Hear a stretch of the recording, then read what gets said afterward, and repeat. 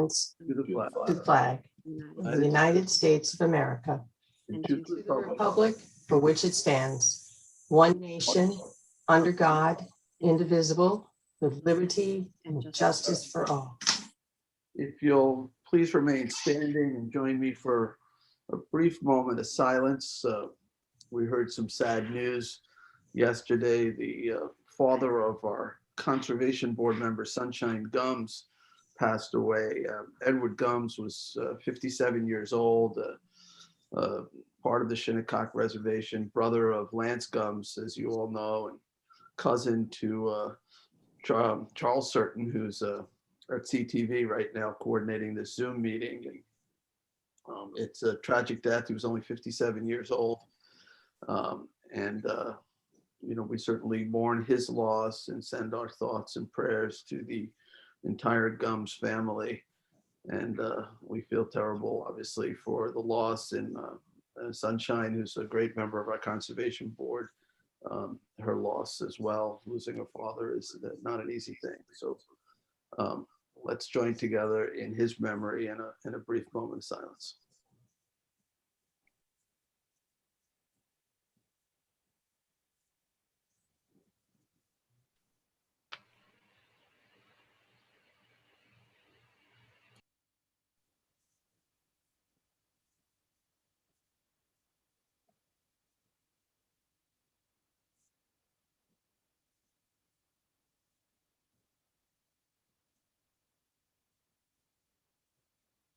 Okay, thank you. Please be seated.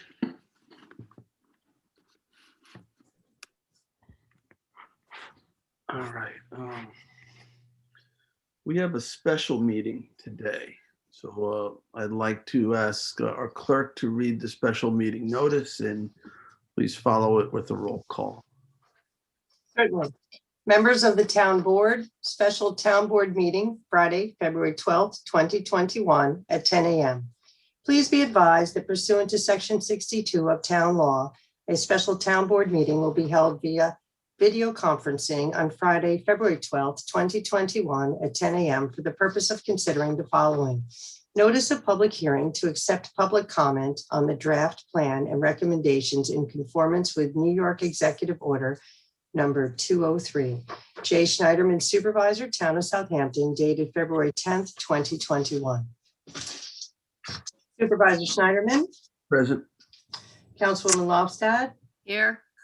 Councilman Martell. Present. Councilman Bouvier. Here. Councilman Scavone. Present. All right, thank you, Sunday. So we will start off with public portion. Is there anyone who wishes to be heard today? Charles? They have to raise their hand if you'd like to be heard. I see no hands.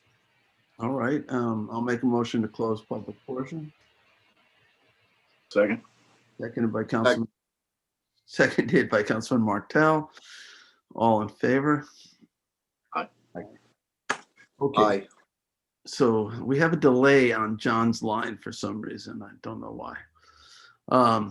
Okay, so we only have one item on the agenda, and I appreciate the board's indulgence here in allowing for a special meeting. We would have done it yesterday, but we wanted everything in final form. So that's why we're doing it today. I know we were already gathered yesterday. So if you all recall, in the wake of the George Floyd death in Minneapolis and really a number of other events that occurred where use of force by police officers had led to injury or death of other individuals, minority individuals, the governor initiated a statewide assessment of local policing. Really, anyone who had a police department, any town or village or county, they would have to conduct a detailed review with community members in terms of the practices, policies, of that law enforcement agency. And it was by executive order, and with a due date, I think, of April 1st. And I'll ask Christine to give some more details, fill in some of the blanks here. But so we did commission a committee. We called it CLERC, the Community Law Enforcement Review Committee. We put a number of members on it, mostly people representing larger entities. We had a representative from OLA, Minerva Perez. We had one of the organizers of some of the Black Lives Matter protests, a woman named Lisa Bottino. We had a number of clergy members, including Father Constantine from the Greek Church, and Reverend Williams from the Baptist Church out in Bridgehampton, and Pastor Iovino, if I'm saying that right, from Blaze Church. And then we had youth members. We had Chief Skornicki co-chairing with me. Councilman Schiavone served on it as police liaison. We had a representative from the district attorney's office, from legal aid, from the civics, Kevin McDonald, who's chair of the Hampton Bay CAC. We had a whole. That's not even the full committee. That's maybe 2/3 of the committee I just listed. So we started meeting, had really productive meetings following the governor's outline. And then we did 2 public surveys, which were, through the internet. Hundreds of people participated in those surveys. We did 2 listening sessions as well. And I want to say at least 13 committee meetings. And we went through everything. It was really detailed. And Christine Scalera served as sort of the coordinator of it, our deputy town attorney, and took very careful notes along with Connie Conway, and have been compiling a set of recommendations, a full, very detailed report. We've also coordinated with other entities outside of the town as well. So we are at the point where we have a document. And Christine, I'll turn it over to you. So the next really step is to set a hearing, public hearing. Yeah, I mean, and you were very thorough in what you said the course has been. So this is really just in the continuum of that. We went out to the public at large, as you said, with the surveys and with the listening session. But this will give us another opportunity to just expand on that public input for the general public, and they can weigh in. And we've set up, we're going to be having this hearing, hopefully with this resolution passing on the 2nd. And then we have the ability to do another on the 9th, I think we talked about. And so then after that, we would get those comments, and to the extent the plan is good as it is, it will be sent up. We'll have an authorizing resolution for the supervisor to sign a certification that this process has been completed. And to the extent we have to make adjustments, we'll do it in that time frame and still have that resolution for certification on the 23rd, and then it'll be sent up to the New York State budget office, actually is where it goes. And then obviously the governor, it winds up in his desk. But so that's the process. Thank you. Tommy John, did you want to add anything to this? Sure. First of all, I think it's interesting that it goes to the budget office. I know that the governor is tying this to some funding, but it was a diverse group. The committee had great discussions. They were frank, direct. Tough questions were asked. Members of the police answered those questions and brought up their own concerns as well. So a lot of the report are the product of the discussions that we had from members of the community who represented various constituencies and demographics. So I'm looking at the report. It clearly reflects, what we did on this committee. And, I certainly want to, give credit to Christine. Well done. And also our police and all of the people who volunteered and brought their important points of view to the fore in this committee, and it's reflected in this report.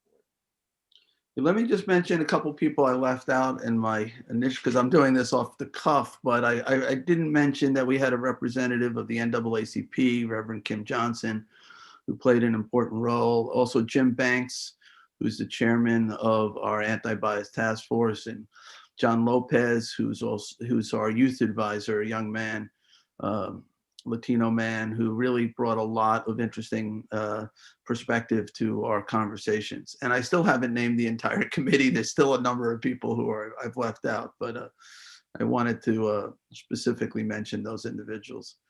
So, all right, so we have in front of us a resolution. It's resolution 210 of 2021. It's a notice of public hearing to accept public comment on the draft plan and recommendations in conformance with New York Executive Order number 203. It will set a public hearing for March 2nd at 6 p.m. and we'll do it via Zoom, and we'll get that information out. And for people to comment on the plan, they need to see the plan. So we're going to make the plan obviously available at our website, www.southamptontowny.gov, but we'll also have it at all the library websites, right? So it's John Germain, Rogers Memorial, Hampton Bays Public Library, Quag Library, West Hampton Free Library, and Hampton's Library. Is there anything more to this resolution than that, Christine? No, I really just wanted to get it out and let the public know where they can access it. There'll be links that are provided to those libraries, and they've indicated they'll put them up on their website so people can go through that way. We'll also send it out electronic links to our CACs and local civic organizations. We just want to have a larger breadth of population that we can get to see it and comment if they want to. Is there a printed copy that people? The libraries actually? Most of the libraries are not open right now. So 2 of the libraries did say that they would like a hard copy in addition to the electronic links. So we are going to accommodate that. I don't off the top of my head know which 2 libraries those are. It was Hampton Bays and the Hampton Library out east. Okay. Could you do a printed copy at Town Hall too, maybe in the CRC? Yes. That if somebody wants to see a physical copy of it. If they don't, They'll be able to view that. Well, it'll also be in my office because it's a public hearing. So there'll be a legislative file associated with this that, normal process, it'll be available in my office as well. But I just wanted to ask that we insert the word electronically in the first resolved to provide it to be sent electronically to the CACs and all of the other entities. The word is missing. I just want to insert that. Yes, if we could. Sorry, Sunday, I was supposed to. No, don't be sorry. It's just, we're pulling this and working hard on this Yep. at the last minute. So I just wanted to make sure that. All right. So you're asking for basically us to amend it, to insert the word electronically. This in the first reserve, the first. It was resolved. Where it's now therefore be it resolved that the town clerk shall provide, after provide, I'd like to insert the word electronically, provide electronically this public hearing notice, draft plan, and link information to the CACs, because that's the only way it's going to get out there the way that you want it to, is if it goes electronically to all these organizations, because under our pandemic circumstances, all these groups may not be meeting in person and such. So it's not as if they can share a paper document.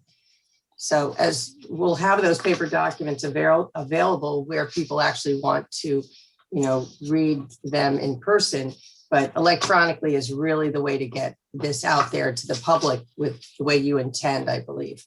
Yes. So provide electronically this public hearing notice? Yes, and document and the plan. And the plan. All right, so all right. I haven't made the motion yet anyway. We don't have a second. So I'll make a motion to amend the resolution. To put the word electronically, to provide electronically. Or put it shall electronically provide, either way. Which do you prefer? I think shall electronically provide. Okay. All right, so I'll make a motion to insert the word electronically before provide in the first resolve, and that was seconded by who? Scavone. By Councilman Scavone. All right. Let me call the vote on that. All in favor? Aye. All right, so Aye. I'll make a motion. Well, let's get a motion in a second first. I'll make a motion to approve as amended. Councilman Scavone is seconding. Are there any comments on the resolution? Just looking forward to reading through the document this weekend. Okay, good. Yeah, please do. The recommendations I think are really good. Councilwoman Scalera, I think, did a phenomenal job on this, pulling this all together. It was a lot of work and a lot of time. And, when you have such a diverse community, not just in terms of ethnicity, but in terms of perspective and views, it's hard to get everybody on the same page. That is no easy task. And the fact that we were able to come up with all of these recommendations that the entire committee felt supportive of, I think is a testament to working together and the leadership, that Christine provided and Chief Skrnicki's provided, and the caliber of the people who served on the committee. So, And you too, Supervisor. I mean, I have to say, as the chair of that committee, you really led by example in terms of getting everybody to hear each other and respect each other and work through really some, got heated a little few issues. times. Yeah, it did get heated a few times, but I think on the whole, we managed to respect each other's differences and hear each other out. And in some ways, I think opinions sort of modified as more information was understood. Mhm. So, it was a really healthy process, and I think a really constructive process. At first I looked at this as maybe, another unfunded mandate, another, thing that was going to take a lot of time. And I have to say, I think it was really a helpful thing to do this review. I think it was a really positive thing. I don't regret it in any way. It's worth every moment that we put in. And I think we've learned a lot about our own police department and also the public perception of the police department and better ways to serve the public through this process. So I think it was a, very worthwhile endeavor. Okay, so anyone else on that? I'd Okay, just like to recognize Chief Skrnicki as well as you, Jay. You ran the meetings, and in many instances, you mediated the meetings, and it's certainly a testament to your leadership and leadership of Chief Skrnicki. In this document is the layout of the Southampton Town Police Force. It's there. Of course, it's always been public information, but I like to see this process really, educate the public as to what our police do, and how responsive they are to the people, as well as incorporating the positions and comments of others on the committee. So it was very productive. thank you. Yeah, Chief Skrnicki too did a lot of presenting. He had a lot of additional work that went into this, as well as participating in subcommittees. A number of members participated in subcommittees, and that was a lot of extra work as well, trying to get the public involved to the greatest degree possible. So I know there was a couple different subcommittees looking at criminal justice issues, looking at public outreach. So a lot of time went in. I can't, underemphasize that this was a significant time commitment for all involved. But I do think the final product is a very good one. And I guess what we're looking at right now isn't necessarily the final product. But it's pretty close. We'll just have to modify it based on public input at the hearings. And Christine, is the plan to have 2 hearings or to hold one and then see if we need a second? Yeah, I think, we definitely hold the first and we'll see how it goes and the response and whatnot. And it'll be up to the board whether or not they want to engage in a second one. I left time so that there could be. because you have one at night and one during the day, but it's up to the board entirely. All right, thank you. The document is a fairly long. It has a lot of appendices, right? Yes, So a lot of supplemental information. So the whole thing is what, like 150 pages? it's about 200 and something pages with all the appendix, but you know, the text report, I think, ends around page 60, and the recommendations themselves probably are about 7 pages or so, 8 pages. So if somebody wants to sort of, is there an executive summary? Yes, there's an executive summary of the recommendations, which is really the product at the end, and it's in between it's at the end of the document before the appendix starts. Okay, so if There's somebody about 21 recommendations. wants to see the 21 recommendations, it's easy to find. Yes. Okay. Anything else before we vote? Okay, all right, I'll make a motion to approve as amended. Second. Seconded. Oh, we already actually had the motion in the second, so I'm sorry. There was Councilman Scavone seconded. All in favor? Aye. Aye. Approved. Sunday, there's no other walk-ons, right? That's it, just this one. Not that I'm aware of, no. All right, is there any other business? All right, hearing none, I will make a motion to end our special town board meeting, Second. seconded by Councilman Lofstad. All in favor? Aye. Aye, we are